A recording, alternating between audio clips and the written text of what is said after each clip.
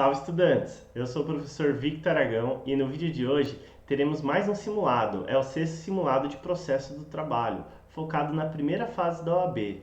Veremos assuntos importantes que já foram cobrados pela banca FGV nas últimas provas. E antes de começarmos o simulado, já é inscrito no canal? Então se inscreve aí, deixe seu like no vídeo, que assim você ajuda esse projeto a cada vez estar trazendo mais simulados, informações, dicas e aulas para vocês que vão prestar a primeira fase da OAB.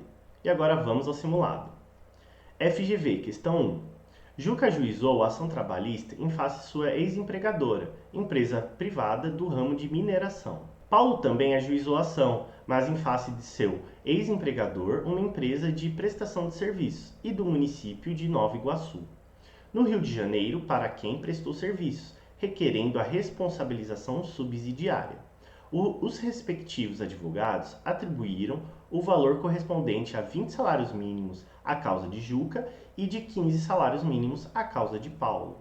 Diante disso, assinale a afirmativa correta. Bom, e o assunto aqui dessa primeira questão é sobre o procedimento dessas causas. Qual que vai ser? Então vamos analisar.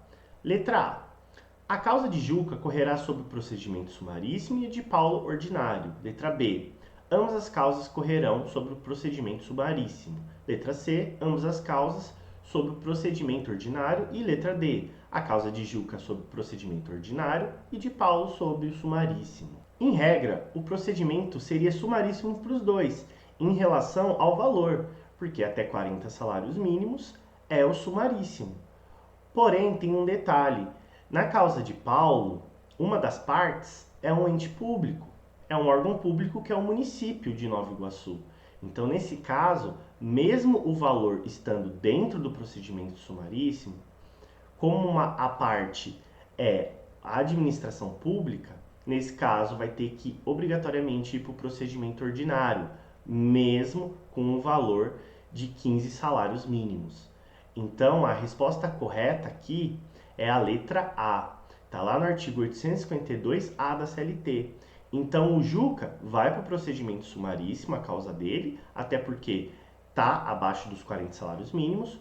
Porém, o de Paulo, mesmo sendo 15 salários mínimos e estando abaixo dos 40 permitido para esse procedimento sumaríssimo, em relação à parte que é o município, vai ser proibido esse procedimento. Então, o procedimento correto é o ordinário. Então, resposta correta, letra A. Próxima questão, FGV, questão 2. A Sociedade Empresária Alfa S.A. está sendo executada na Justiça do Trabalho e, em 13 de 3 de 2022, recebeu citação para o pagamento da dívida que possui em relação a um processo. Mesmo citada, a sociedade empresária permaneceu inerte, pelo que, no 10º dia contado da citação, o juiz iniciou o requerimento do exequente à tentativa de bloqueio pelo sistema Bacen-Jude e, paralelamente, inscreveu o nome do executado no Banco Nacional de Devedores Trabalhistas, BNDT. Diante da situação apresentada e dos termos da CLT, assinale a afirmativa correta. Então aqui temos uma questão importante do processo de trabalho, que é a fase de execução. Vamos às alternativas. Letra A. A atitude do magistrado está correta, eis que não houve o pagamento voluntário da dívida no prazo legal, sendo a inserção imediata no BNDT uma adequada medida coercitiva judicial. Letra B. A lei deixa ao arbítrio do juiz determinar a partir de quando o nome do devedor deve ser inserido no cadastro restritivo de crédito. Errado. A letra B é errado. A lei não deixa livre-arbítrio do juiz decidir isso. Letra C. A Justiça do Trabalho não atua mais com inserção e retirada de nome de devedores no BNDT, pelo que a atitude do magistrado é inócua e contrária às regras da CLT. Errado.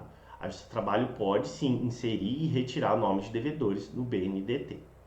Letra D. A decisão que determinou a inserção do nome do devedor no BNDT está equivocada, porque somente poderia ocorrer 45 dias depois de ele não pagar, nem garantir juízo. Exato, essa é a nossa resposta, letra D.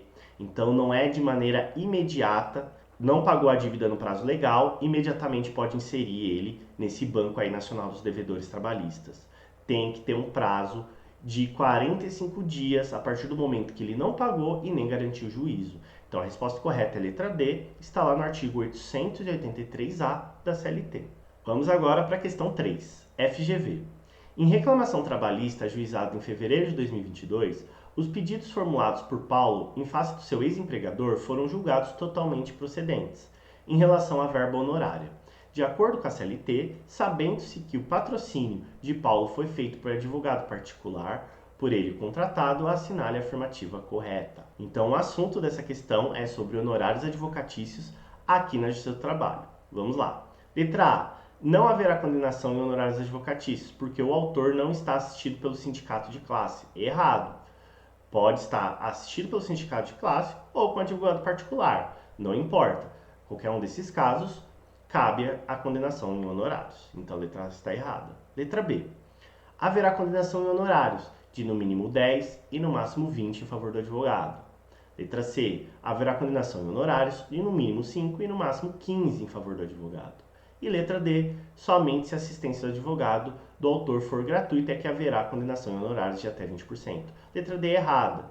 Não é apenas se tiver assistência do advogado do autor for gratuito. Está errada. Não é apenas com assistência gratuita. Pode sim ser assistido pelo sindicato ou por advogado particular. Em qualquer um desses casos, cabe a condenação dos honorários advocatícios. Então a letra D está errada. Então ficamos entre B e C. Aqui é um ponto importante, que pode confundir o aluno. A letra B, ela estaria certa se fosse na justiça comum, civil. Então, lá no processo civil, realmente, os honorários é de no mínimo 10, máximo 20. Mas aqui na Justiça do Trabalho, ela tem a sua própria regra. Então, aqui no processo do trabalho, o correto é a letra C. Está lá no artigo 791-A da CLT.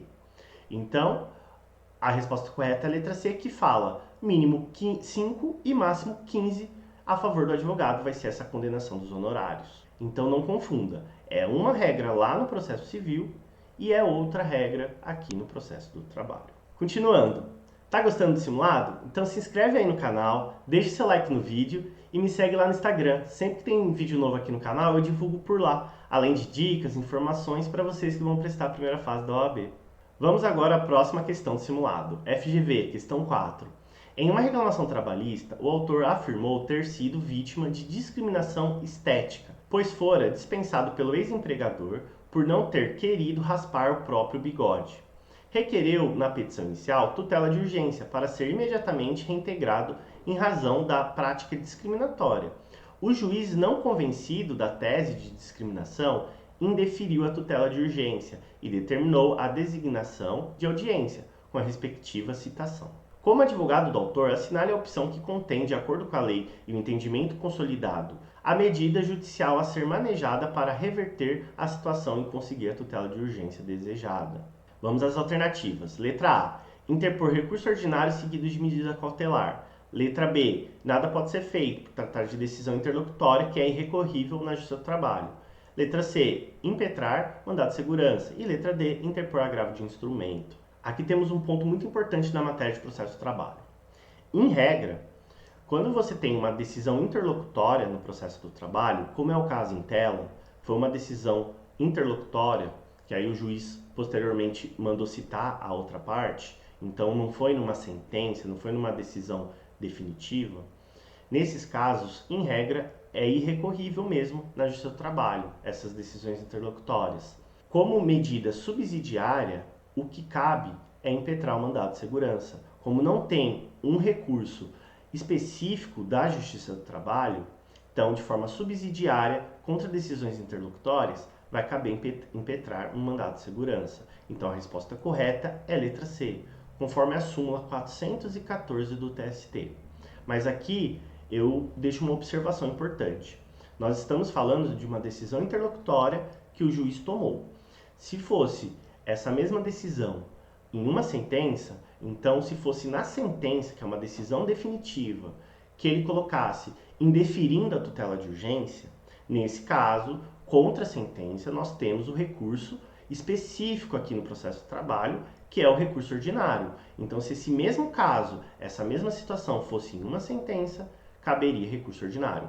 Porém, como não foi em sentença, foi numa decisão interlocutória, a medida cabível, o mandado de segurança. E assim, futuros doutores, chegamos ao fim de mais um vídeo. Espero que tenham gostado do simulado de hoje. Vimos assuntos importantes cobrados no processo do trabalho pela Banca FGV. Qualquer dúvida, deixe aí nos comentários que eu respondo vocês. E até o próximo vídeo, estudantes!